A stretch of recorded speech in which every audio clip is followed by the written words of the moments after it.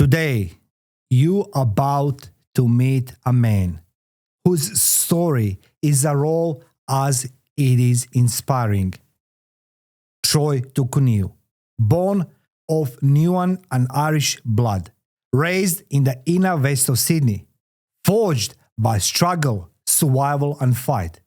From martial arts at just 9 years old to pioneering MMA in Australia, to coaching elite champions in boxing and Muay Thai. But Troy's real battles weren't just inside the ring. He's walked the dark paths of gangs, addiction, and even prison. He stood as a doorman on some of the toughest streets, and yet he refused to be defined by the past. Instead, he fought his way back as a father, as a coach, as a man who turned pain into purpose. For 8 years, he worked in mental health, guiding people with the most complex behaviors, proving that strength is not just in fists, but in compassion. And today, with scars, with tattoos, with endurance, he stands here, not as a warning, but as a living story of redemption. So let's step inside his world. Let's uncover fights you never see. And let's hear how one man turned survival into legacy. This is the story of Troy Tukuniu. Let's go dive in.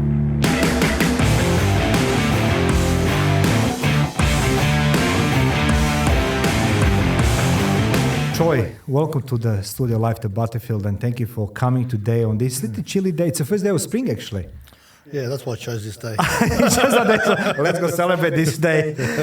Troy, look, I don't know where to start literally with the interview with you, but I just want to say first and foremost, you don't stop to impress. I'm seeing your Instagram. You're every day in a ring, with the students. You're educating new generations, so the professional fighters, and list goes on. But let's go start from beginning. You grow up as please correct me, between Niuean and Irish heritage in inner West Sydney. Correct, yeah. So Niuean. Yeah. Niuean, okay. Yeah, so my dad's from a small island called Niue. Yeah. It's in the South Pacific. There's only 1,200 people on there.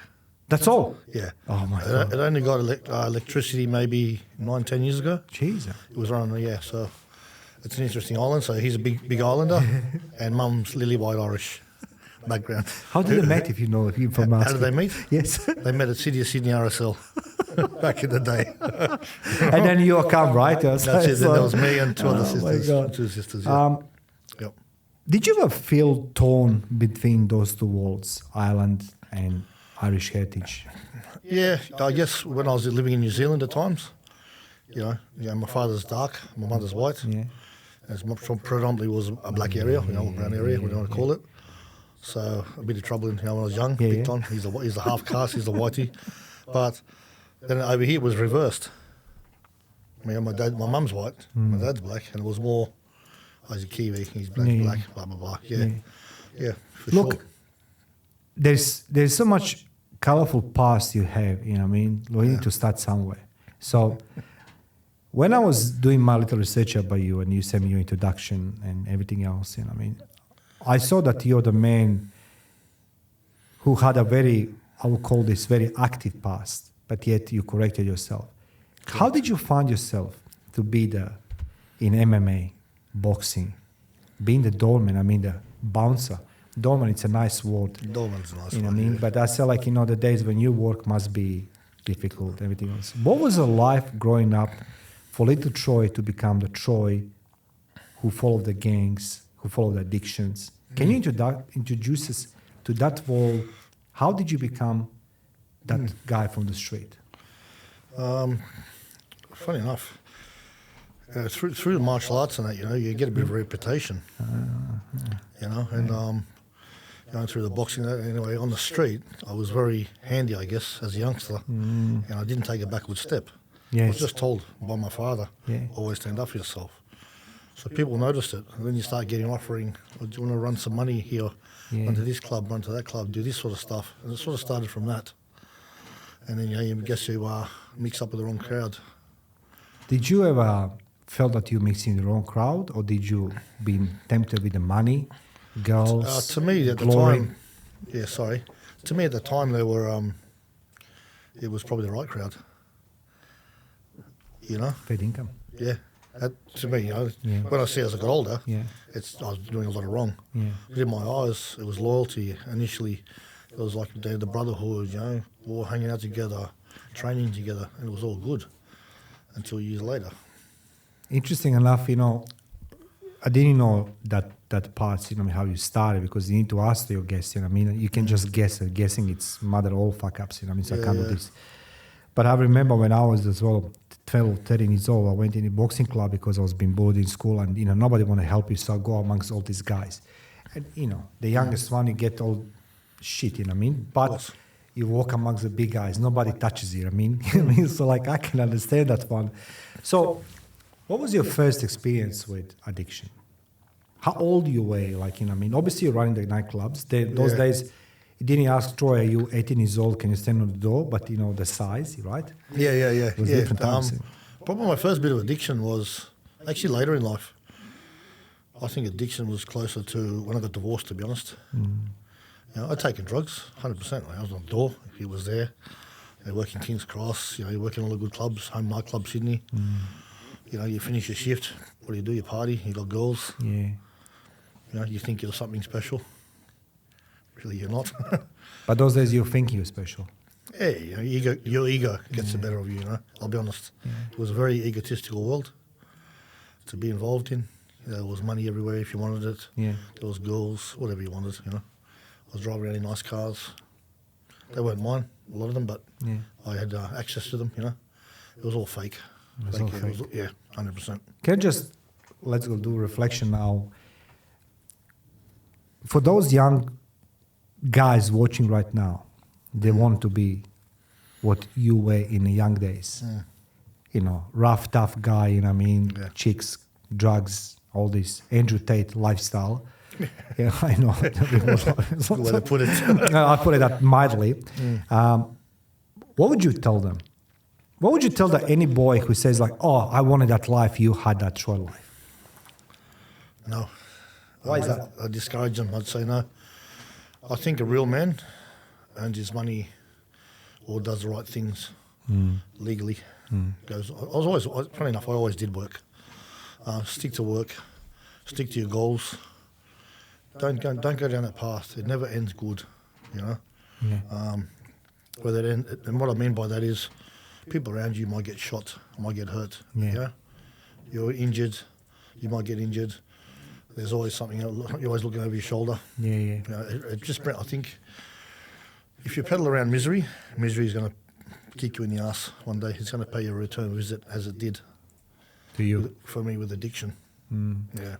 So let's go start now with you were 9 years old. So because that's actually, that's what you wrote, and that says a lot about you.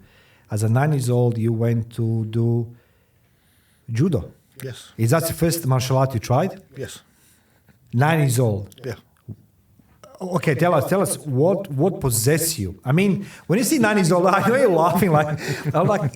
As my son is 22 years old, I still see him as a midget. You know what I mean? Of course. I can't accept he's in the gym with me, lifts more. But when you talk about 9 years old, why? My mother and father took me there. Oh, really? Yeah, so they took me to Balmain Police Boys. Okay. Police Citizens Youth Club, PCYC, and they started there. Just, I guess, for discipline. I've always had, my nickname's Twitch, as you see, I twitch a lot. Yeah. I've always had high energy. Okay. Yeah, always. No more Red Bull for you today. No, I don't drink Red Just the water. Yeah, I don't. Definitely. No, that's good. That's perfect. Yeah, I don't. Yeah, I was just always full of energy. Even now, everyone said, when I coach, we love your energy in the gym. I do as well, because I can see that you're pushing, and I said to myself, this is like speed up, but it's not now. I see it's not, because I can see that you have a lot of energy, man. Yeah. So judo 9 years old, and what was your experience there? You being wiped up the floor with you? Yeah, I was getting wiped up. Oh man, I was getting pumped. Yeah, We had a police officer. yeah, And back then, the police were tough. yeah. It was a different story. It was a different story. They'd give you a hiding, no worries. And you had to cop it. So the police officer. I remember one guy spat on the floor. Yeah. And this police officer smacked him around, hip tossed him, and made him lick it off the floor. Those are golden days. That was the golden. That was. I will say, Yeah, but I was getting hip tossed and everything around. It was an interesting sport. I actually like it. When I think about it now, I wish I'd done more of it, more of that type of stuff. The judo. Yeah. Initially, I would have stuck to it. I wish I would have stuck to it. Yeah, I like it. I always liked physicality. Physicality. Yeah, my whole life. I say something from my experience. I remember in the school, primary school, that was a primary school, the mothers will tell their daughters, don't associate yourself with Mario because he's a thug, he's a boxing and all these things. Yeah. And I can't say that most of the boxers in that club weren't in juvies or prison already. But I'm grateful that this actually shaped me, that I need to fight for myself. Even today, sometimes I think myself, I'm thankful that I can stand up for myself. Now, 100%. Yep. how this reflected to you to that first initial, judo training to your life in the streets, did this somehow shape you to become more tougher, more resolute, to become, more man or to defend yourself? Yeah, definitely. I think back then too, I was very scared of my father. Okay, interesting. Very scared. He was like, we're talking 140 kilo Islander, but he was exceptionally strong. He was, to this day, I don't know a stronger man. I'm not talking about weights, I'm talking about all over. Yes.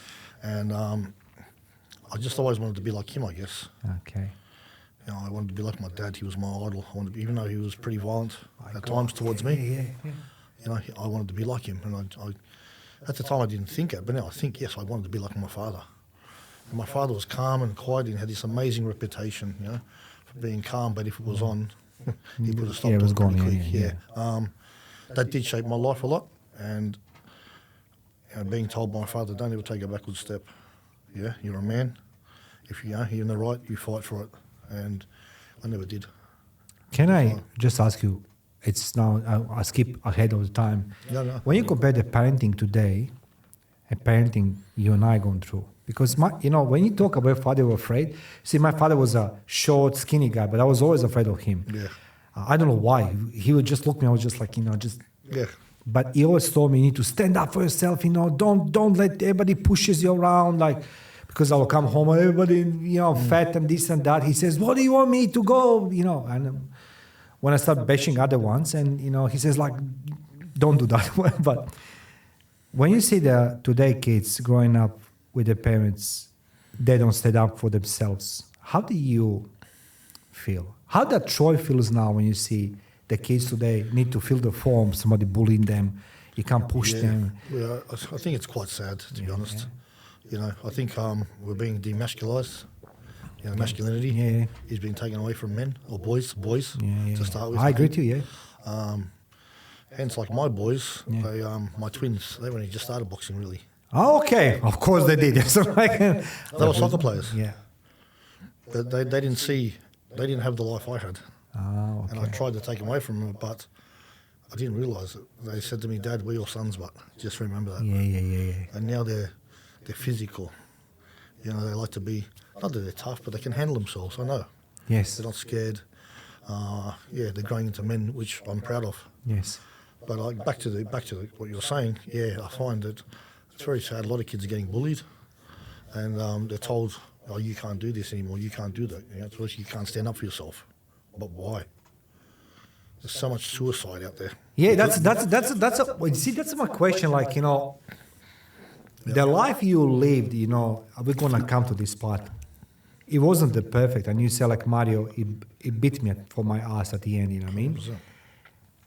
But at least, and that's what I said to my son. I said to him, I said, you need to stand up for yourself. So he's, I can see he's, when he's replying to me, I love that energy in him.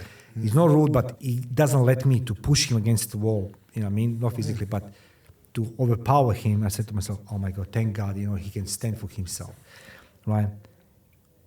But there's a lot of suicide over there because with the masculinized society, literally, as you say, and the boxing and all martial arts, the suffering actually from I think so. From the people to do it, I can see this. They used to have, like, even in private schools, I remember in Sydney they had blue collar boxing. Yeah. You learnt it at school. Yeah. They had fights in these private schools. Where's that all gone? Yeah. They're proper, run by professional boxing coaches. Yes, of course, yes. Where's that all gone? All that stuff. They've taken away a lot of the PE now. A lot of the physical education is out of schools. So how are people going to be physical? Now it's more, as you know, computer. Yeah. It's iPhones, it's this, everything's... A lot of people don't write anymore. Yeah. So I find the world's changed a lot, and I think we should bring back more compulsory sports. Yeah. May I ask you something in that, when you talk about these computers now, iPhones and everything else, you have the clients coming to you, they find you one way or another, somebody recommends you, somebody Google you, whatever it is.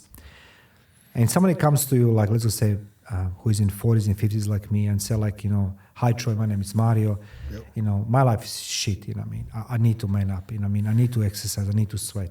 And how do you feel? Do you have the clients like this who comes to you, like, from 100%. white collar, And it's like, my life is all, swipe left, swipe right, as my son does. But okay, he's 22 years old, but sometimes I said to him, bro, it's not everything, just swipe, going, meet the girls, right? Yeah. But when the people come to you and you see they missed most of their life and now they want to sweat with you, how do you feel? What do you ask them? I ask them what they want to achieve. Okay. And I say, be honest. Yeah. Because most people, and this is from my personal experience, yes, I want to get fit. That's what they say. No, really, they want to learn how to fight. Okay. They want to learn how to protect themselves. Yeah, because when I do the techniques, I'm a perfectionist. Even though they want fitness, I want it done right. Because it's a self-defense as far as I'm coaching. Whether you want to get fit, we do it right. It saves your injuries as well. Yeah. And then you start realising, oh, geez, I'm getting pretty good at this. Yeah. And then the truth comes out. Oh, do you think we could do more self-defense stuff, or maybe I can do some drill work, some sparring? Yes. Yeah. So basically, they said the one thing, but they want to actually learn how to fight, right? Yeah. And that's with everyone, to be honest. Yeah. How long take people to give up? Can you say like something like after 5 sessions they say like, most of them say I can't do this anymore, the time, the lies? Most people in 3 months, guaranteed. Okay. Yeah.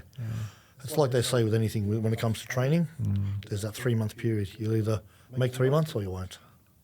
And I think it's pretty true. Yeah. I agree with you. Like that's a good one. So let's go back to the Troy who was working on doors, working nightclubs. It's not easy. People see that, No. I mean, I done some work here on Oxford Street, and there's a nightclub called Arc. I know Arc very well. Oh, okay. See, I never saw the gays in my life. What's it called? The drag queens, the Lebanese, whatever it is. It was always fights. Always outside. I was like, my God, what's happening here? Bikies and everything else. It's an interesting place. You need to learn very quickly to survive, because the doors are shut. Like one day, they start Thursday afternoon, finishing Monday morning. Who does this party 3 days in a row? Then I realized there's the drugs and all these things. Now, you work nightclubs, you work the doors, but you affiliate yourself with the gangs. Can you just talk more about this? Can you share what involved? I mean, gang lifestyle. Well, a lot of the gangs are in the clubs. Okay. Yeah, it's a lot of gangs. You'll sooner find out who's running the drugs in the club, and it's usually gang affiliated, or with a certain crew. Yes. So myself, coming in Leichhardt, there was a lot of Italians. Leichhardt? Yeah. It looks like a peaceful place there. Back in the day, it wasn't. Oh, okay. Leichhardt and Glebe. There's a lot of Italians. There's a lot of business that went on. No one spoke about. Yeah. So I spoke to these guys. There was guys I ran with. Yeah. We all boxed together as well. Anyway, I never realised at first they were doing a lot of business, let's say. Illegal activities. So they were doing that. Well, next thing you know, I'll come for a drive. We need to see you. Yeah. And that's how I got involved. Hence with that stuff you see with the St. Michael. Yeah. Went on the research on me. Yeah. Yeah, we were together long before that all came together. There was a core group of us who were hanging out together. Yeah, and I guess the initiative was to protect the area and other people coming into Leichhardt and Glebe and those areas. Because they're tough areas. So the turf wars and protection. Yeah, I guess so. When you think of it, keeping certain people out because people are doing stuff. Yeah. So, is that's what led you towards the prison? Yeah. What's happened? Well, prison was just a while ago. Again, because you see, I wanted people to understand. You know, I'm talking now to the free man because you are now. I wish we can speed up everything, but we need to talk. Yeah. No. But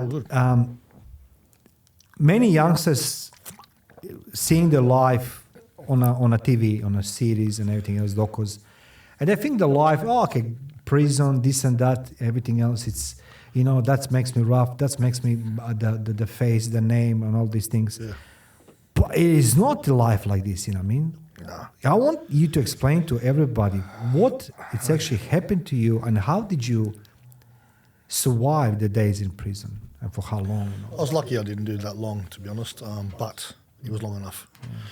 I say a day without freedom, when it's been taken away from you, it's a shock. It's a shock, yeah. Yeah, you can't see your family, you can't do this, you can't do anything you want. You're governed by rules. They're pretty tough. You mean rules by prison or rules by prisoners?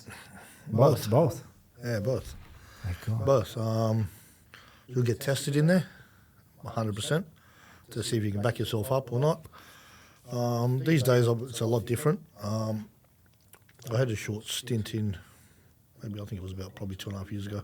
Yeah. Funny enough, maybe a bit longer, during COVID, actually. And what I seen was unbelievable. Most of it's, I'll be honest, is a lot of drugs, a lot of addiction in there.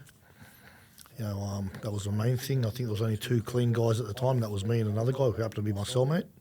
The others are all drug addicts, which was really sad. And they're getting big debts in there because of drugs.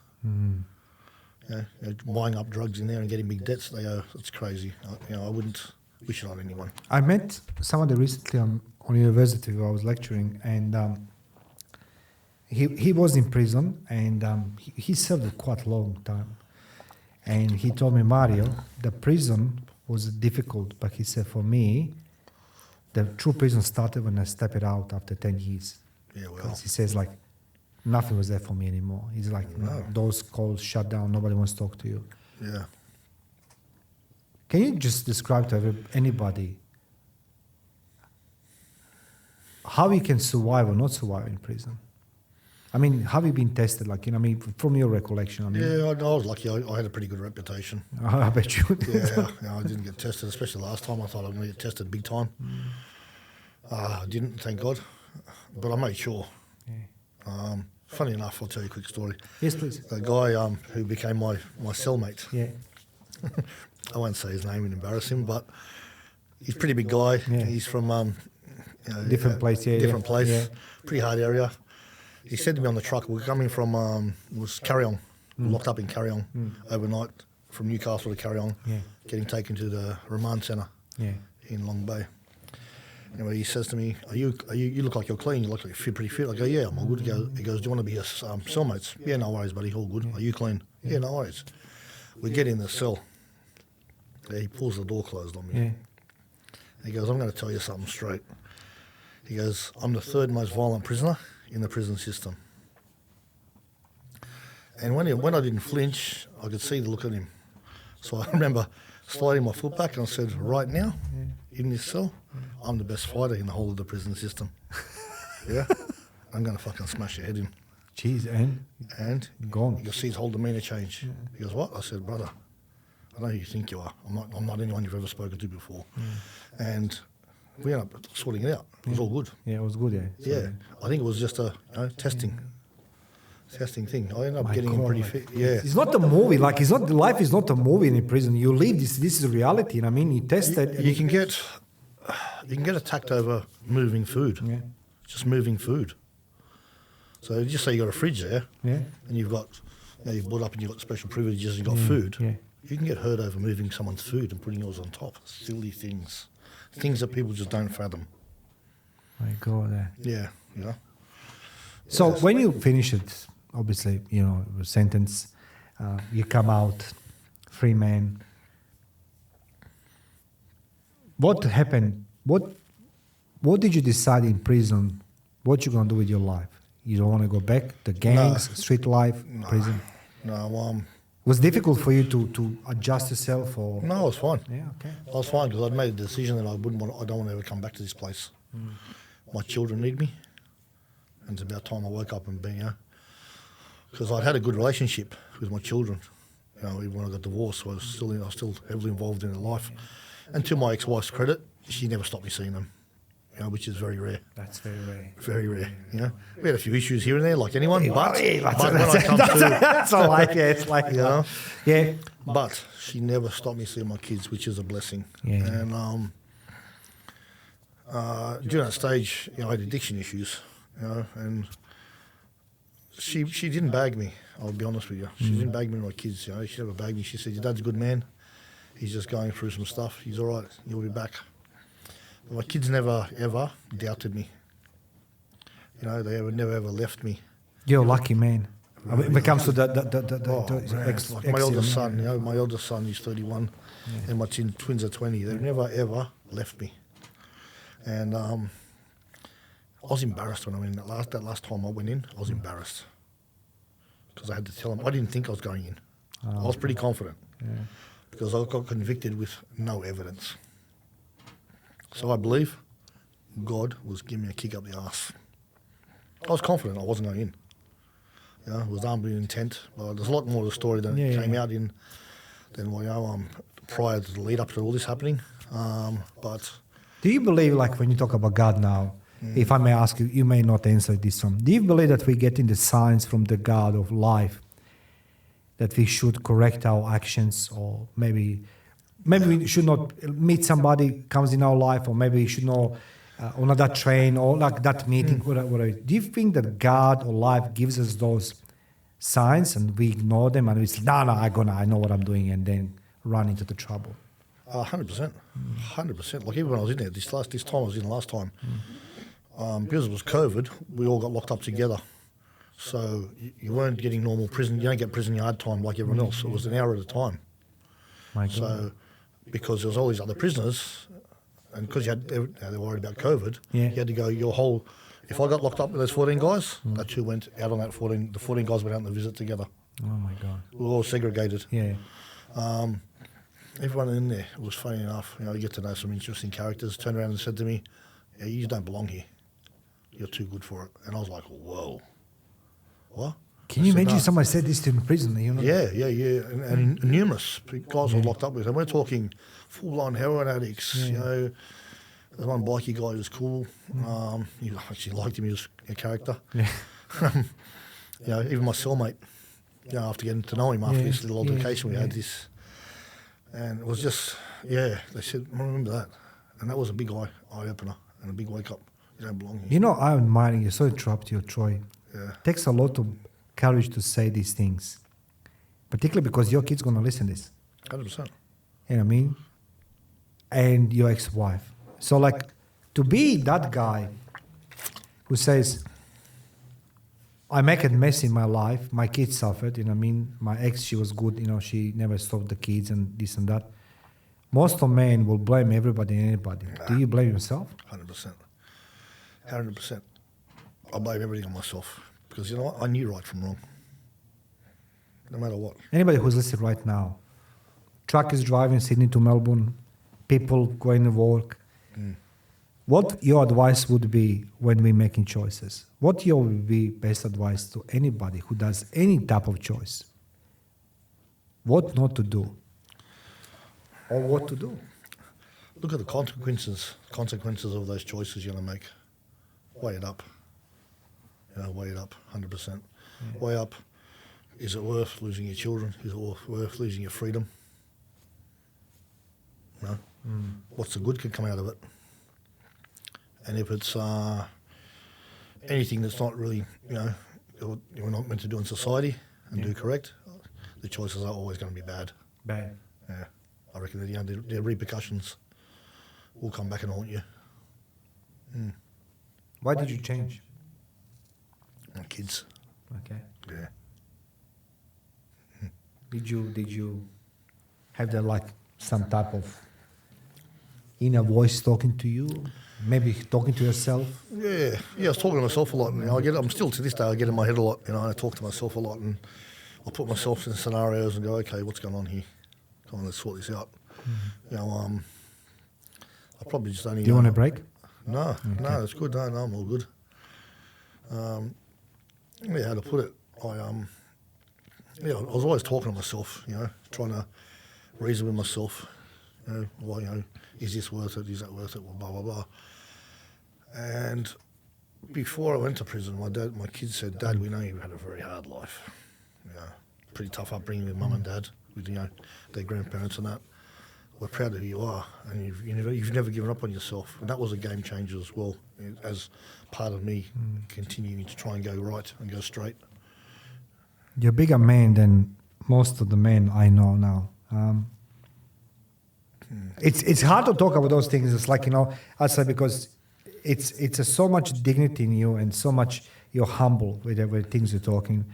I mean, addiction. Yeah, well. We talk about drugs, right? Yeah. Okay. The prison system. But now you're coaching the champions. So what was the moment in your life when you say, enough of this life? I'm going to now use what I learned and create the champions. What was the point of your moment in your life? Was that highs or lows? Yeah. Somebody told you? No, when I got out, I've always wanted to be one of the best coaches I could be. Okay. If just to give back, and that's part of the beauty of boxing martial arts. Yeah. And it always brought me back if I was doing wrong. To come back to that, and you'd always do right. Yes. That last day I walked out of prison. Yeah, I had my partner there. She waited 2 days for me, coming and going in the car park, because they told me I was released, and I was released. All right. But because I got released on a Friday, they play games.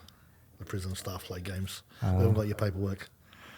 So it was Saturday. I got released on I think it was Sunday, which is unusual.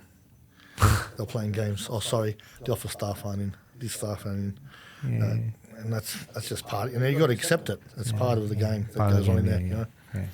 The day I walked out, I said, never again. Do I ever want to be put in that situation? And then you said, like, that's it. Yeah. And when I was in there, so I actually beat that charge. That's why I got released. Cost a lot of money to fight it. People I thought would help didn't help. People didn't. Can you just tell us again? Say again. People who you think are going to help, they didn't help. Yes. How? Man, can you just explain what do you mean by that instead of my words? Okay, the people closest to you, who you think are your true friends and that, they're going to help. They'll help financially, try and get you the best lawyers, that or whatever. They didn't help at all. Okay.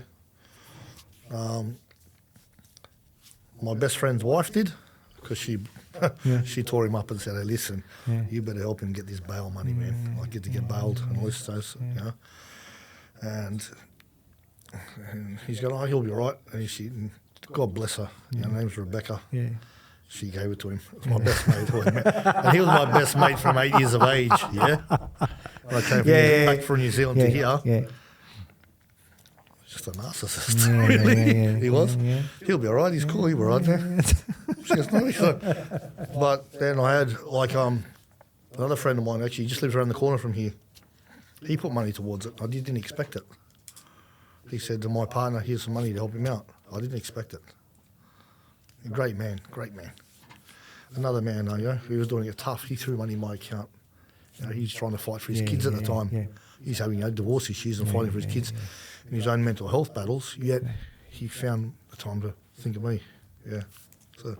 Interesting enough, I heard this many times in my life, but I try to find out is it truth or not, but reality is I have no family, but they've always been told that people who are they're supposed to be there for you, they're never going to be there for you. Actually, like my mom, my dad, and everything else. I'm so competitive. When the war started, I remember my father, my mom left me the message, on the table. We are okay. I said, what do you mean you're okay? And it's war started. Literally, they're not there, right? Then to the life with people who wowed. I'm gonna be there, bro, for you. Don't worry. That didn't happen. No. Now, did previous life help you to survive those odd moments, 100%. Yeah, 100%. Yeah, 100%. The guys I was hanging out with, they abandoned me during addiction. Okay. Especially the leader, who was a very close friend of mine. He was a close friend of mine before any of these other guys even knew about him. Yeah. They were young. Yeah. When he had his own issues, and he did have plenty of issues, I was always there for him. Yeah. Even when he abandoned me, and they abandoned me, he'd call me up if he was having a moment. Oh, can you come and see me? And I still, after all this, knowing he had abandoned me, I still went and seen him to make sure he was okay. He's dead now. Yeah, he's dead. Due to, I don't know the full story, but he killed himself. Yeah, which is sad, but... What do you think, Troy, in your own words, when you see society today, particularly, let's just say, men, and we spoke about this, that people take their life, and some of them, they really don't see the end of the tunnel, light at the end of the tunnel.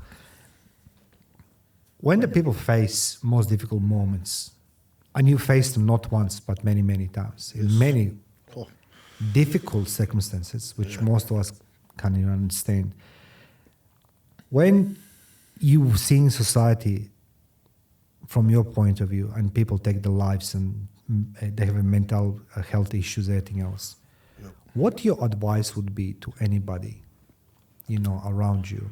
How to cope with that difficulties? Maybe to use some of your example, like maybe... you can ask for help. You'd be surprised. There aren't people going to help you, You're not alone. I know you think you're alone. When I went to commit suicide, and if it wasn't for my sister, I would have. Yeah. Your honesty, man. Your honesty. It was. I wanted to get right. I remember. I cried now. I wanted to get right. I walked from bottom of Woolloomooloo to Leichhardt. I didn't have a good relationship with my parents, but I had nothing left. I was homeless. I had nothing left. I had a gun put away, and I said to myself, if no one answers this door when I get my parents, I'm done. Thank God my sister answered the door. Thank you, sister, because you're here today, and your boys have the dad. Oh. Do the chicks love the guys, tough guys? They all do. Yeah? Don't tell me something like, I want to change the topic quickly now. Look, I said to my son, yes, I always joke with him, it's like, when I was a kid, the girls didn't love the guys like me. He says, what do you mean? I said, the parents told them, you don't do it with Mari because it's just fighting this and that. Now everybody try to compete to be rough and tough. Now, does a guy need to be rough today, look rough or be tough, to get the girls or not? What do you think now, Troy? Well, a lot of guys look like me now. They didn't look like me before. By design, they want tattoos. They want to be. You know what? If I look at it, I always say they've got pretty tattoos. It's all pretty. Yeah, it's all design. Yeah, mine's a life story. Yeah, we're gonna come to this. Yeah. Because I saw something on the news. It's like guy has a tattoos nobody has. Anyway, please. Yeah. Yeah, a lot of it's image, so these days, a lot of guys want to look tough, and they want to join a gang, because they want notoriety, they want to make quick money. The girls want the guys with money these days, they want the money. It's all fake. I was working in Albion Hotel, old Albion Hotel in Parramatta, right? And, Albion, rough place. Yeah, it was that was my first job when I stayed in Australia. I decided to stay. I met mother of my child, and I said to her, "Look, Teresa, I don't want to stay here because I'd never come in Australia. I come as a diplomat. I was working intelligence, but Anyway, she said, stay, you know, baby, this and that. I was very happy, stayed. But my first job, I expected they was going to give me the head of CEO of the Sun company, right? Yeah, It doesn't work that way. So I was prime security. The boss was Lebanese guy. I love him to the bits, you know what I mean? Anyway, first he sent Is that his prime, was it? Yeah, prime. Oh, yeah, and I forgot his name now, I will lie to you, but anyway. It was Steve Hirsch and everyone else. Could be. And he sent me first Marubra Hotel. Oh, wow. And I was like, oh, that was the place. I just want to fight with them. And then Albion and then the Ark as our reward. I said, like, that's good. Oh, fuck, yeah. But I remember Albion Hotel, I said people coming there, like, you know, all, you know, like this, and then come the bikies, and everybody tried to portray themselves rough and tough. Yeah. But there's a certain group of people who fight. Bikies will fight always. You know, they're not afraid to fight. Yeah. Yeah, true. But today, everybody try to look rough and tough. What takes to be the man? Troy, can you just tell everybody, what do you see as my friend now, as a somebody I'm talking right now? Yep.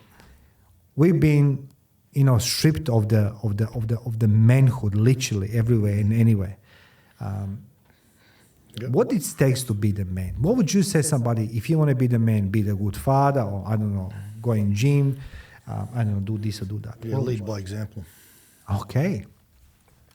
There we are, lead by example. Like my children, Yeah. they said to me, Dad, you know, all our friends talk about you being our father. They wish their fathers were like you because you train, you keep fit, you're positive with these people, you give back, you know. I think it's by leading by example, you know. If I can't. And that goes with anyone I coach as well. I like to be fit and be able to be at a certain level to coach, to lead by example. And that's in life as well. One thing I'll never do is give up in life, especially now. You know, I've seen the darkness, you know. I fought the devil many times. And the devil, every time now, I get him in the first round. He doesn't get it. You know what I mean? When he has a chat to me, I say, okay, let's do this. I always get him in the first round. As before, I allowed the devil to win. Temptations are everywhere. Everywhere. Yeah. And everything looks good, you know, when you, because it is sort of that devil possession. You know, I remember I was an altar boy, and the reason I was altar boy because, you know, nobody wants you. And, you know, I was doing all these stupid things, and I remember the priest, which was very good to me. Was very good, and he was like a father figure to me. And he says to me, "Do you know how much Catholic Church spend money not to talk about devil?" We were like a kids, like a primary school. So but truth is, Catholic Church never speaks about devil. Always about Jesus, and it's there, it's temptations and everything else. Look at it. And when you go for confession, and remember, you confess always bad things. It's like, why we can't say what we done something good? Don't say these things. Yeah. But fighting devil. Yeah. Why do people don't see it? That they're gonna be drawn into temptations, which are gonna lead them into dark corners of the life. Because they're misled By what? by the people telling them how the life's going to be. That's interesting. That's interesting, guy. Yeah. They're misled. They'll get drawn into thinking, oh yeah, look at this man, he got a girl, he's got the party, he got a nice car. Man, come on. It all goes. Would you agree with me if somebody comes to you and say like, Troy, I want to train with you, I want to be fit, I want to learn how to fight, but I have addictions, I have this and this and this and this. Do you can spot straight away someone's going to do it, quit addictions, or you can see someone's going to say, nah, he's just going to waste my time, his time? Yeah, you can. They want to, but maybe not ready at the time. I believe until no one hits rock bottom, they've got to hit rock bottom, have nothing. They've got to be stripped bare again. You know, I had, it's funny we talk about this, a good friend of mine, I never knew he had addiction problems, you know. And he's come to me one day and he said, can I come and train with you? What? I was shocked. And he said, he said to me, you know, I'm a full-blown heroin addict. I said, what? What? He goes, yeah, I'm a full-blown heroin addict. I rob people, I do this. I said, what? This guy now? Yeah. We trained. He never let me down. He turned up every day. I wouldn't charge him, you know, because I wanted to see him good. About 6 months after training, he said, I'm going to Czechoslovakia. I said, what? He goes, I've just saved up money is working and living straight. I'm going to go into a film school. I want to be a writer and director. Okay. Now he's in Spain. He's Spanish, yeah? Yeah. He writes some of the best shows in Spain, and he's a script writer, killing it.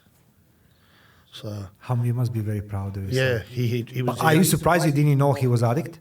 Yeah, I knew he took drugs and partied. Yeah. I didn't know the full blown addiction he had until he come clean with it. Yeah. You can sense it. You can see people. You've got to want to get right. I'm going to be honest. Yeah. You and I could sit them in a room and say, this, that, blah, blah, blah, and they could, you have to. You got to want to do it. In 2022, I went with my son. I said, I want to take you to see my home, Croatia. He says, why want to know? I said, I don't know. I didn't feel well. And I was far too overweight. I was just lying. Everybody and anybody during that was training and everything else. But during the night, I will eat all the sweets, man. I'll just, whatever it's there, I'll just eat all night. And lied. My doctor says to me, but you train so much. But on top of that, I was smoking quite a lot, 2 packets per day. Yep. And my doctor says to me, look, you becoming hypochondriac. That's the one thing, because I have every symptom except no stop smoking, right? Yeah. He said, Mario, in your head, you say, I think you're going to run yourself down, and that's it. There's no return. And on a plane, my son says to me, Dad, I said, I think it's time to stop smoking. He's smoking for 30 years now. I say, it is true. He said, you're ready now to stop smoking. It's hard even today, Troy. I'm not lying to you. Even 3 years later, sometimes it's like, just want to smoke. I see the movie, I just want to be like... Yeah, of course, yeah. But then, you're right. If you're not ready, and I'm not proud to say this, I was on the trip with my son, I felt so miserable. Yeah. And I think that's the moments when you say it's either you're going to continue or die, or you're going to stop and try to live. Now, let me talk about redemption now. Because I want to talk 8 years you done mental health work. Okay. Yeah. What is this about? 8 years is not the 8 days. Just to make this illustration, every year we have the what they call the sleepless nights, sleeping on street sleeping. The CEOs coming out. All these things. I know. It's I know. Everybody goes on the Christmas. Put a donation to Salvation Army. Are gonna save the world. It's all rubbish. Yeah. You know what I mean? Yeah. But this is real. 8 years. You work in the mental health, helping others. Yes. Okay. Can you tell me why? How? What possesses you? 8 years. Still, I don't see the pictures of these things on your profile. Why is that? Why didn't you promote yourself? How great you are. Again, it was giving back. It was for me. It was personal. I didn't have to promote it. Okay. It was personal. I just wanted to see people get better. Having my own issues. A lot of people don't realise. Yeah. I put myself in a home 3 times due to mental health. So I'd visit. Mine was voluntary through addiction as well, and that I put myself in the psychosis and this. I was disillusioned with everything, seeing things that weren't there. It was crazy, man. I was at the weakest. I was, for this so-called reputation I had and who I was and everyone, quite feared, I guess. I was a coward. I was scared. I was scared of my own shadow. People who I knew I could belt back in the day, they said something, it was crazy. It was feeling, I'll be honest, I was a coward. I wasn't myself, and it was very hard to deal with, So once I decided to obviously get into this field, and it came from a lady when I was working, it stuck in my head years ago. I was a lifeguard at Leichhardt Pools, for 10 or so years. I was actually a superintendent, so I looked over a big team of lifeguards, and a lady on the door on the front counter named Patty, she said to me one day, you got to help people. That's what you are, whether it's youth. Wow. And it always stuck with me. You're so, I watch you with the kids, you're so good. You're so good with the children here. They look up to you, and you handle them well, and how you talk to them. You never embarrass them if they've done something wrong. You got to do something like this, and that's how I eventually. It worked funny. I was up on the coast doing a security job. Yes. And the company I worked for had support work. I'd never heard of it. They said, we think, yeah, support what? Just listen, like, I never heard of, Support myself. Yeah. Can't support myself. What are you talking about? Yeah. No, they said we've got this thing. It's called support work, where we go to homes and help people with high what's it called? High complex behaviours. Okay. I got thrown in the deep end. We're talking. These guys were very violent, from all walks of life, and but lucky, the people I work with educated me pretty fast how it all works. You know, some things I didn't like, but you know, you learn to deal with it. But just that's how I got into it. Yeah. It's interesting. This world, it's always been moved by the, I call these little people like you and me and everybody else, right? When you see the big names, I say like, this is what I'll try to make comparison. When it comes to the charity work and all these things, you see the sausages in front of bunnies, all these CEOs sleeping at night and pictures flying, you know, look at me, look at me, look at me. In reality, it's not like this. Yeah. People like yourself. And I just want to say thank you on behalf of every person you help, because after all, how we can understand my problems if you never been in my shoes, right? Yeah, you know what I mean? 100%. And that's what makes you very unique person. I said, like, I'm seeing you with your students, and you know, I said to myself, man, this guy is so fast, man. Just give them to breathe, you know. But I know what it is, because you are giving your best of your time. You try to coach them, try to do, you know, they learn things and everything else. Now your son's doing the boxing as well. You know what I mean? That's what it is.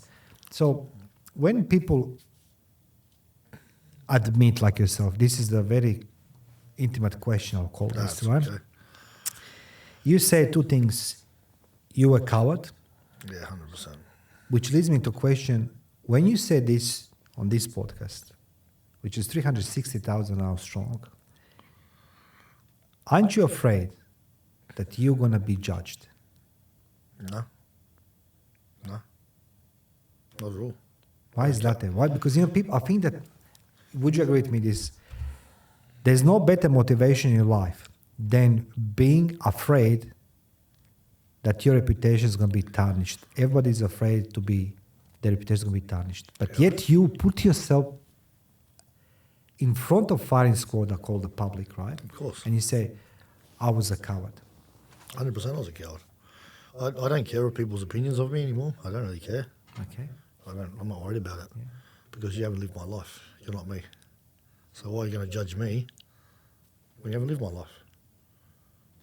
Would you give that advice to everybody who's watching or listening now? Yeah, 100%. Care less about being judged? Yeah, 100%. Yeah, people are going to judge you regardless.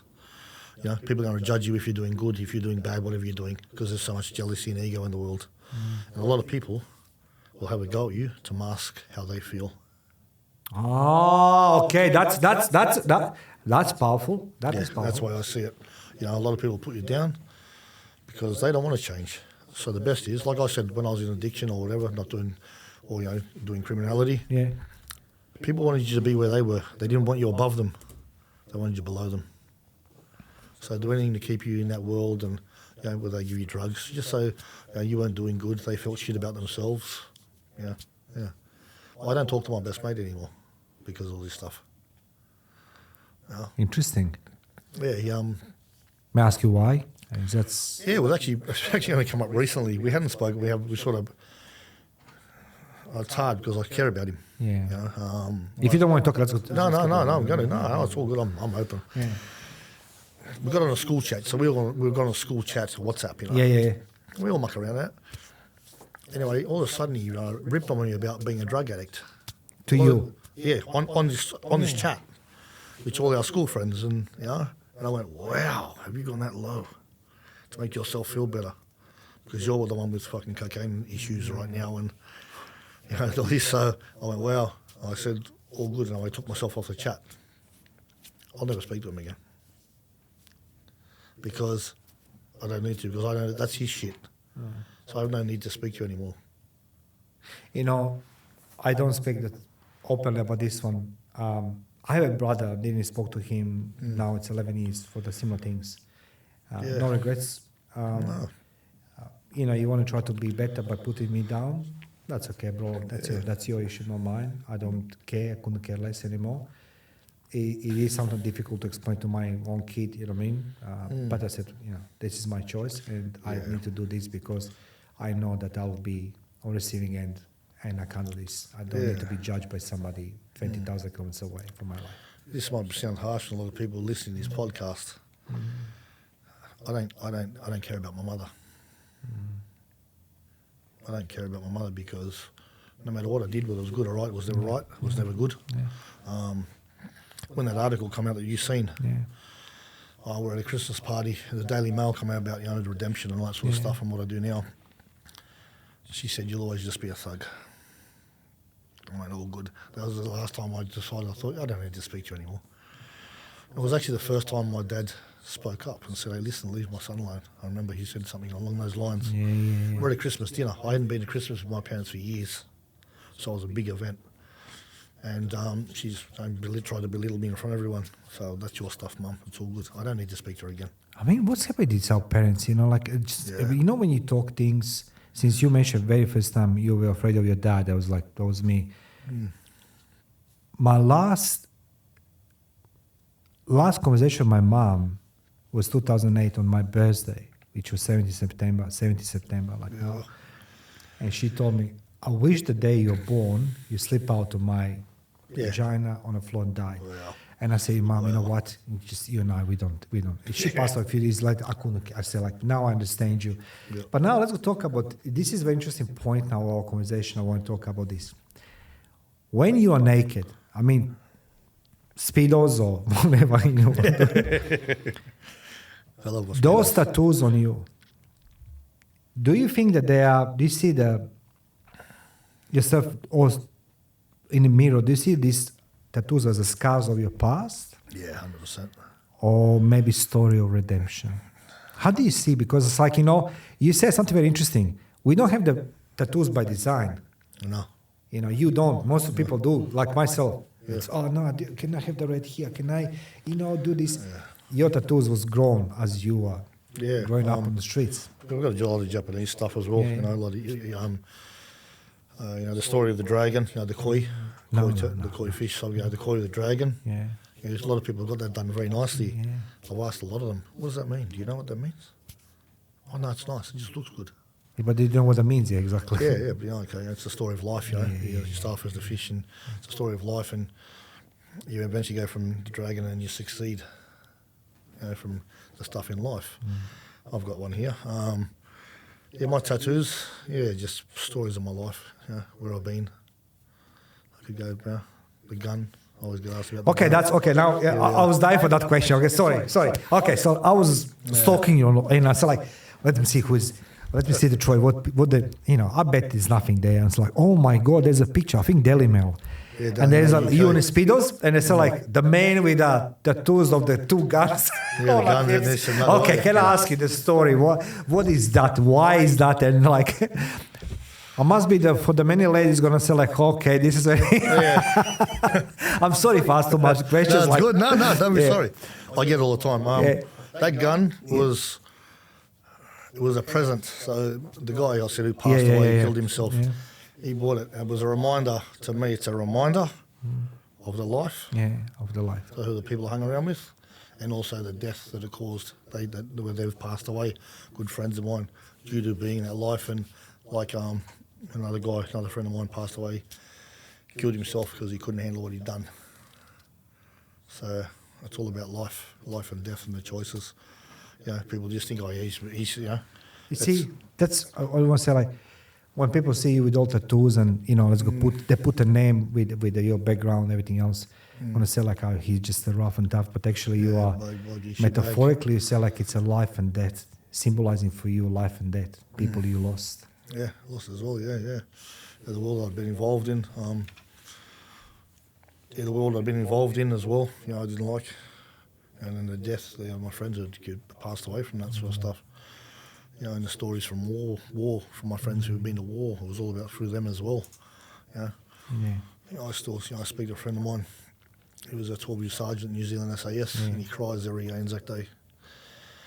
Breaks down. And he always tells the same story about he was the only one who survived in an attack. he has to deal with that the rest of his life. Yeah. You know, being ambushed and they all got killed around him and he wasn't. He was anyone's. I think about that sort of stuff deeply. Yeah. I have this really soft side and a very compassionate side. You know, and You think, in your own words, you know, as I said, like, you have a full authority and credibility to speak about things most of people have no right to even mention remotely. yeah. Because you described this very well. One hand, you were once ally of the devil. Now you fight the devil. 100%. But you're seeing people going that path as well. You are not afraid to be judged Yeah. because you pay your dues and you say, like, you know, you don't care because you said this. I'll make a note.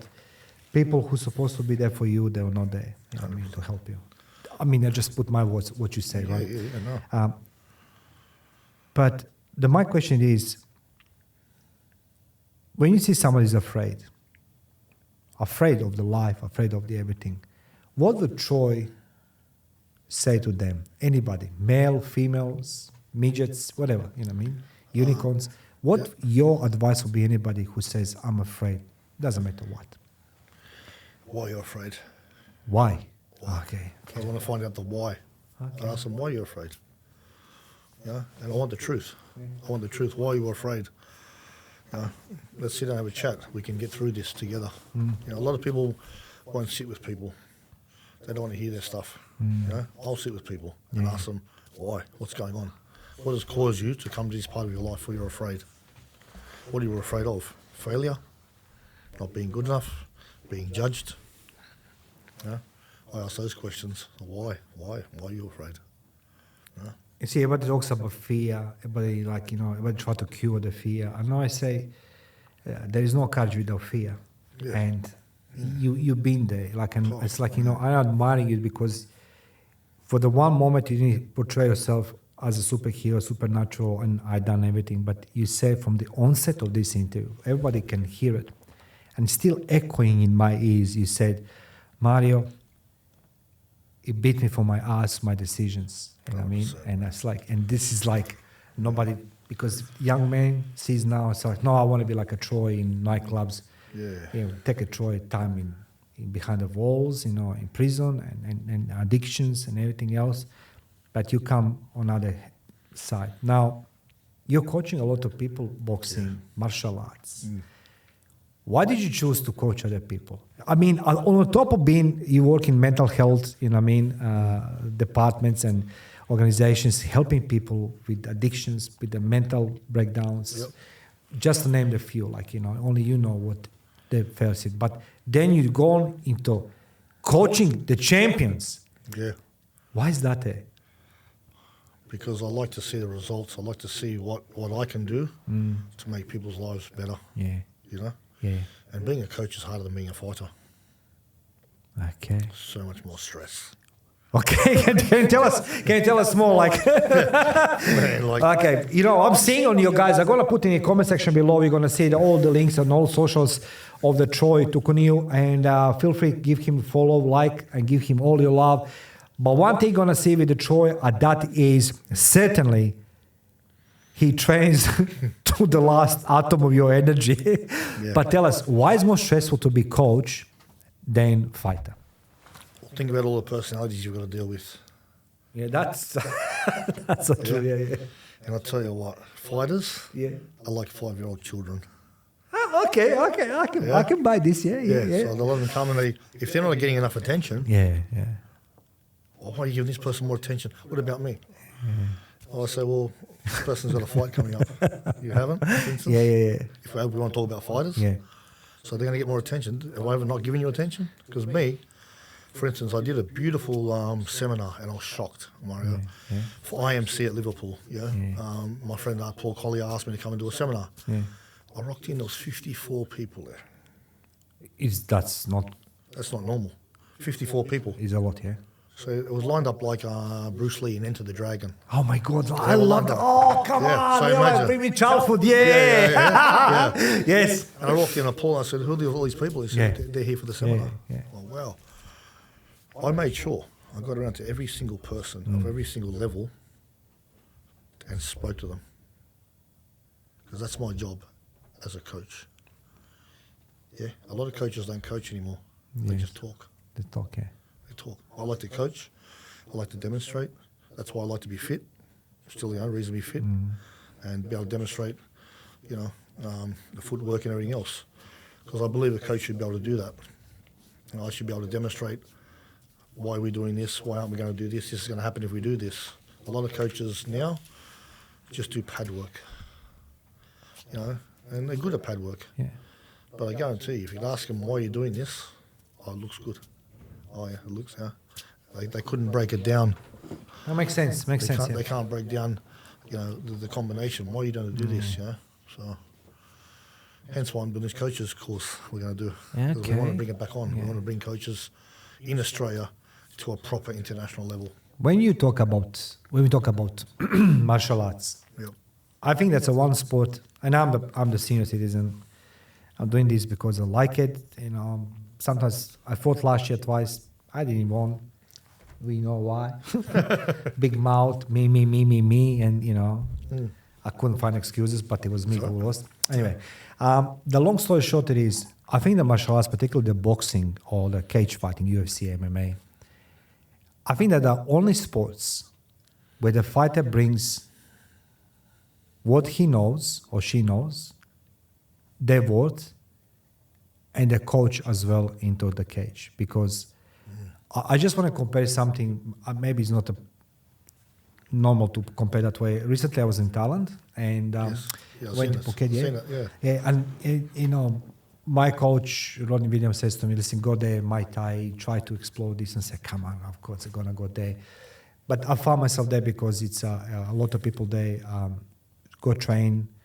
They have nothing idea. They have no idea about martial arts, but there's a lot of profits there as well, UFC fighters, everything else. But there's no judgment, so I could take my t-shirt off, I was the skinniest actually. Yeah. No one cares. But one thing I noticed over there that people train there for a couple of weeks and they go on the fights straight away. And I said, bro, that's very quick. Particularly in a foreign country, Muay Thai. So I'm like Muay Thai. Muay Thai, I saw some of these fights. It's not a blood sport, man, like a movie. This is a decent. Proper. Elbows, blood. I'm like, God, man, it just my popcorns, you know what I mean? And there's some people rushing into fights. Now I want to ask you, what takes to be that fighter who is fighting in a corner and you are his coach? What that person, he or she needs to bring? Because after all, they walk in the ring, can only hear you and use what you told them. But what takes to be the fighter? To be coachable. What is that even mean? No, don't do this to me. Like you got to be coachable. Yeah. You have to listen. Yeah. Even as a coach now, I go to other coaches and we speak about things. Oh yeah, would you do this? And I go, no, maybe I'll do it that way. Being coach, I'm still coachable. Yeah. I don't know everything. We've got different body types, different shapes. We have different systems: Russian system, Cuban system, this system, that system. The Aussies are tough. We sit on our punches. We like to fight. Got to be coachable. If I'm not coachable, I find it very hard. They like it. Sorry to interrupt you. They like it. You say, "I'm still coachable." 100%. You're the one of the very few people I know who are the coaches in some type of boxing or life or business. Going to say, "I'm still learning, willing to learn." 100%. I'm going to go over. So there's talk. I've been invited to go to Chicago MMA, which is in the USA, and go and coach over there. This the guy who runs it originally. He's one of the owners. He's from here. He's from Cabramatta. Singh, lovely guy. My friend's a professor of business in Sydney Uni. He put us together. He grew up with him, and I'm going to go over there probably into March next year, and just do a month and see how I like it. Just again, I want to expand coaching. I've been in Thailand. I've done all that. I've fought in Thailand many times. Which I like. I like. I want to try with you like one part session with you. But what I like about the Thailand, it's a merciless environment. I was doing for 2 days, and I was thinking I'm cool. I can do it. In the morning, afternoon. The third day, I was like, God, I can't even move my muscle because environment. but it's also sweating. It's a good culture. It's a healthy relationship between the people. There's no judgment. There's no jealousy, and all these tough, rough guys. The professionals. Even they are approaching you. They try to teach you something. That's what you remind me of. But then you have the clubs where you walk in and they're like, bro, you need to. Yeah. I've been those, and trust me. And they will tell me, you need to go do the Biggest Loser course first. I said, and I was embarrassed. I was embarrassed with the one coach. Literally, I tell you this off the record because I don't want to even mention his name. I was embarrassed to him, and he sent me to my current coach, and he says, go there, because you need to do dirty laundry. I said, what does that even mean? I'm 50 years old, man, bro. What do you expect from me? Like, But I wish there are more people like yourself. Yeah. What takes for you to be healthy? What is the definition for you healthy? And let's go break this down for everybody over there who looking for the shortcuts. Let's go say, I'm seeing my gym. There's a lot of people on a gear, juice, steroids, whatever you call it. Of course. Yeah, It's normal. Normalized now. It's normal. It's so normal now. Everyone's got to be on the gear. Yeah. Everyone's taking this. So. What is your take on this one? What is your take on this one? If you need it, you need it. Yeah.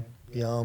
I reckon a lot of professional athletes do take it. Oh yeah, look, Thailand that's another thing. Thailand's a mecca. Yeah, I didn't even know. So isn't the drugs forbidden here? No, it's forbidden to take it in and take it out. But inside here, you can buy cannabis. Yeah. So a lot of people don't realise all the competitive bodybuilders.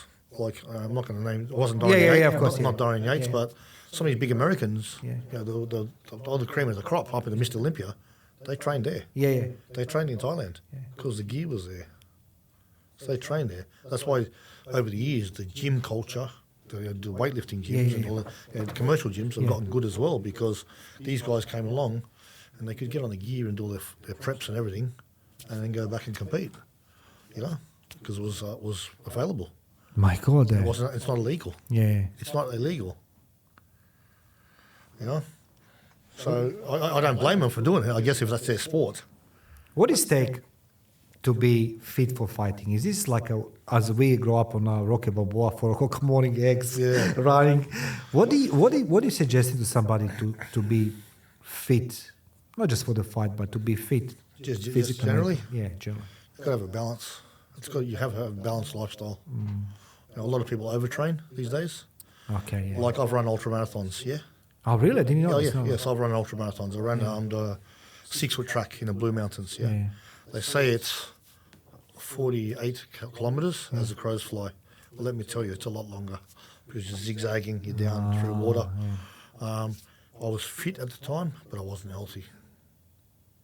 Because imagine that's interesting. You're fit but not healthy. Yeah, and people don't get this. They think, just because you're running and doing marathons, you're fit, but you're not healthy. Your body's always in deficit.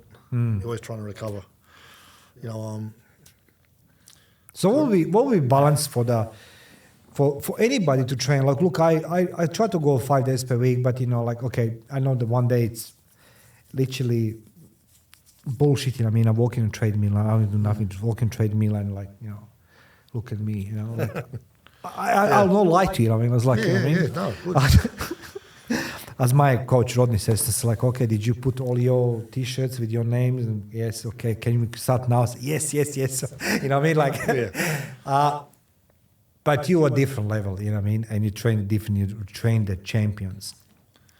I might have 2 questions. First of all, what's the balance to train? What would you give to anybody? So 3 days per week, 4 days per week, 5 hours? I reckon 3 days. 3 days? Yeah. 3 days per week is good. Too many people get sucked into this gym mentality. You've got to do this many days. You've got to do that. No. We're all different. Lifestyle comes in. Yeah. I believe if you can get 3 days done through the week, you're good. And they don't have to be the same 3 days. Does all your fighters have a 6-pack? No, not all. No. Genetics, no. Genetics, some people are just hard. Yeah. The people I train, especially now, I've probably taken a stricter view. Yeah. Don't muck around with me if you don't. If you don't want to get coached by me, don't turn up. Not turn up. I'll put you to someone else who will look after you. Yeah. But if you want to have just, I call them part-time professionals. Yeah. A lot of them, One thing my coach always said to me, and this is Terry Lewis, a very famous coach. he said to me, he go to fighters, do I look like I'm Jenny Craig? You go back and lose the weight, yeah? Yeah. Come back. When you get back within 5 kilos of your weight limit, you're going to fight it, Yeah. then we'll train. And it's true. If you want to be a professional in your whole life outside of that. Can I ask you something? So it's like, this is my experience with fighting. I fought amateur fights, but again, according to my age, it's couple of fights was a copper fighter, Yeah. a couple amateur fights, but again, it's amateurs are here, mine was fights here. I always admit this. I can't fault on this one. 1 minute rounds and 2 minute rounds, like it's not. But I know that one thing I noticed that every time when I go fighting or train for the fights, there's all experts around. Oh, yeah. Everybody knows what I need to do. Oh, my God. Oh, wow. And we walk in the ring. Like I remember very first time, 2018, I walk inside because my son was epileptic. Yep. And I was not afraid. Well, I lie to you. I try to find a less word. I was shitting myself. We're all shitting But ourselves. hundreds of people in black ties, the chicks, and they're bringing the numbers and then ding ding, and like I just and it was. One thing I'm going to say there. Yes, please tell us you as a coach, because that's reflecting the live fights as well. Yeah.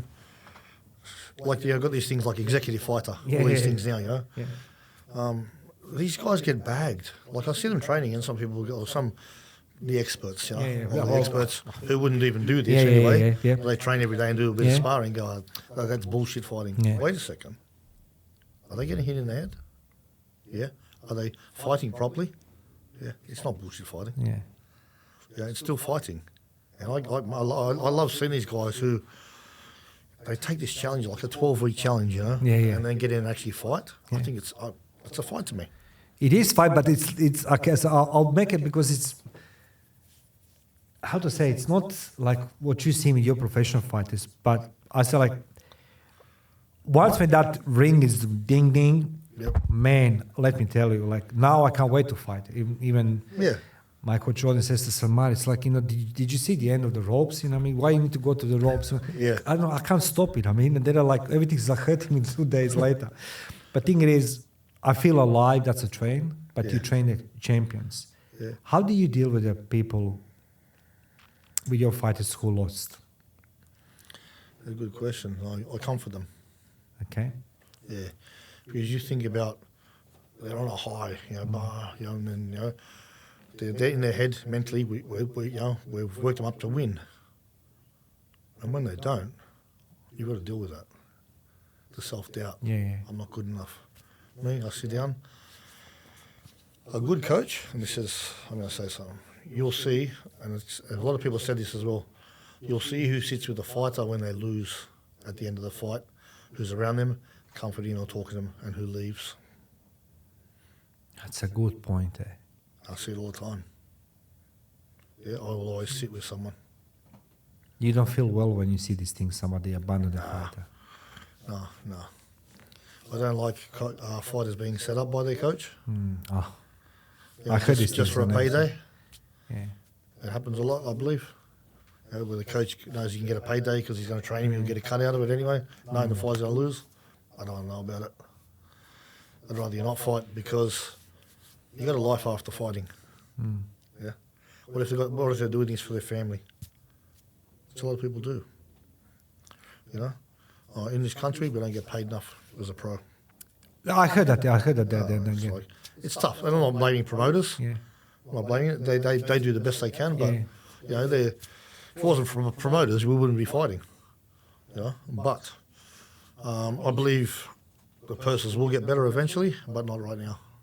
It's pretty bad. For those who are interested to train with you, okay, this is not sales pitch, but it's like I can guess some things, as again, like as a pure amateur, I can see how pedantic you are.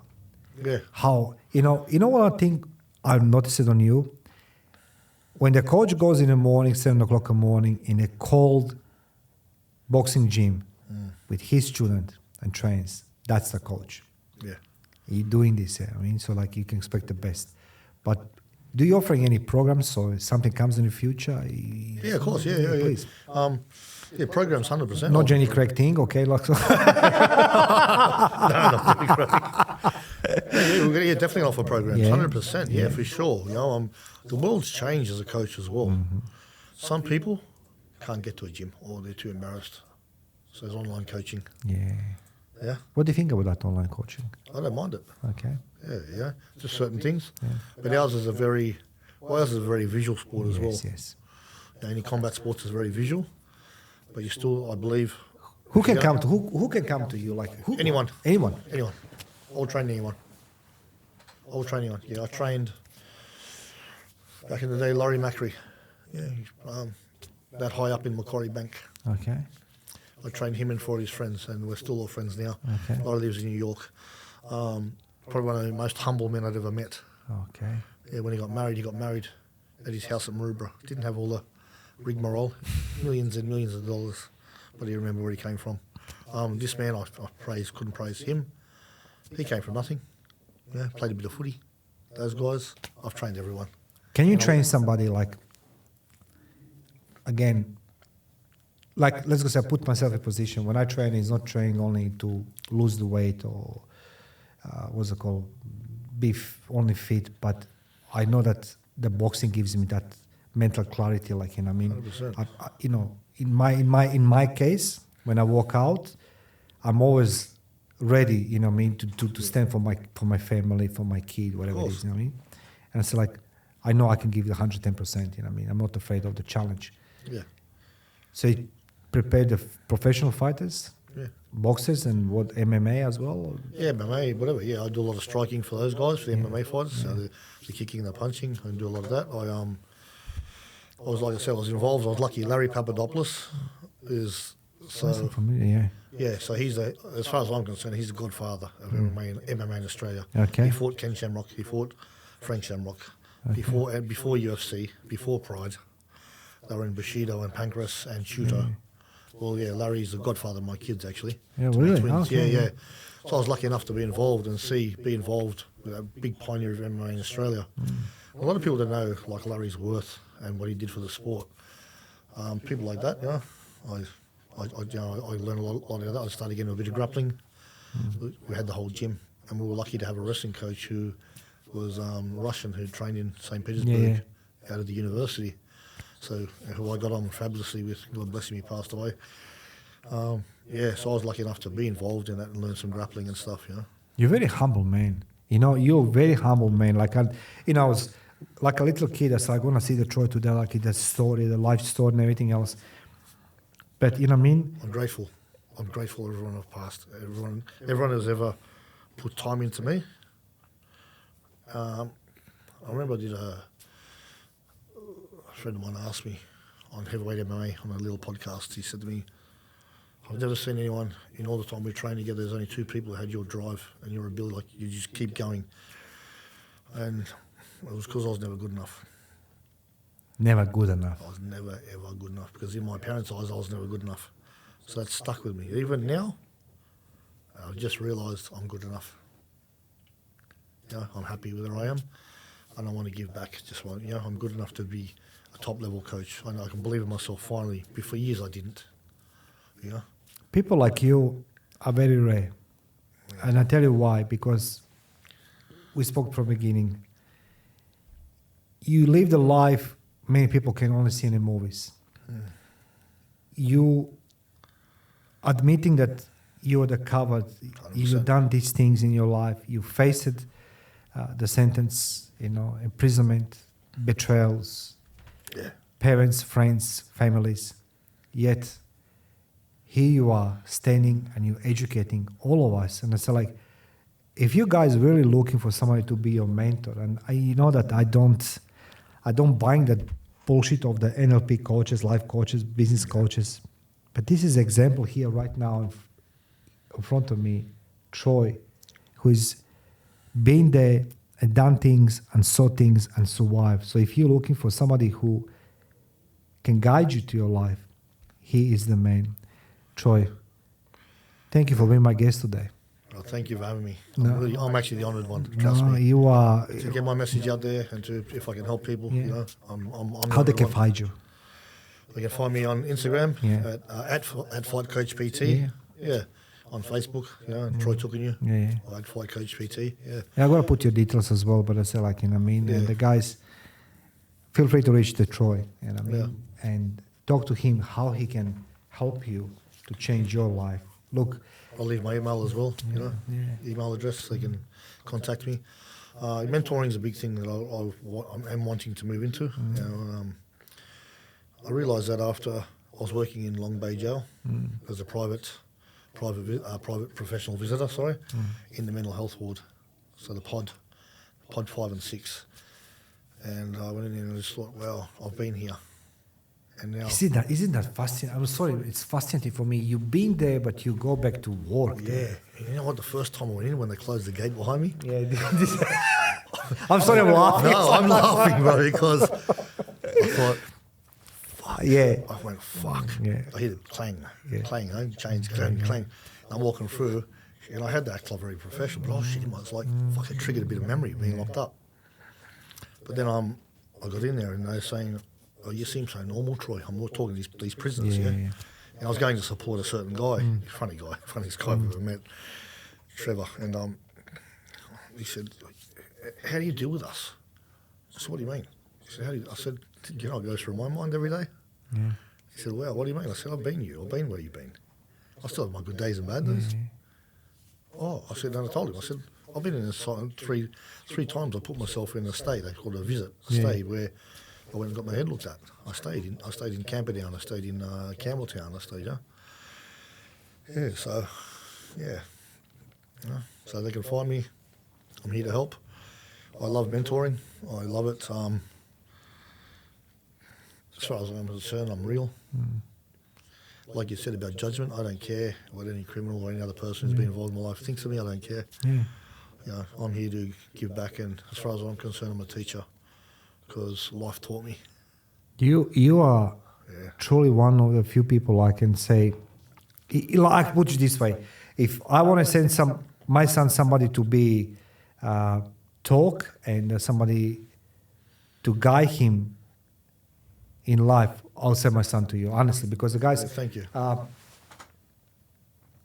I learned something, as I said to my son, I learned one or two things about those one or two things in the military. And you say something, lead by example. Joseph Campbell, he's a famous writer, and he wrote a book, Power of Myth. He quoted this and he elaborately explained this, elaborated lead by example. And you mentioned this, and it was triggering me. It's like, my God, not many people say this, lead by example, but you lead by example. Yeah. And I mean, you are example. We can see that impossible, it's possible. So guys, I'm going to put contact details of the Troy down in the description. Feel free to reach him. And as I said, like, you know, particularly those who are looking for the mentor, reach the Troy. You'll be glad you did it. So Troy, thank you for being my guest today. Thank you, Brian. It's been a pleasure.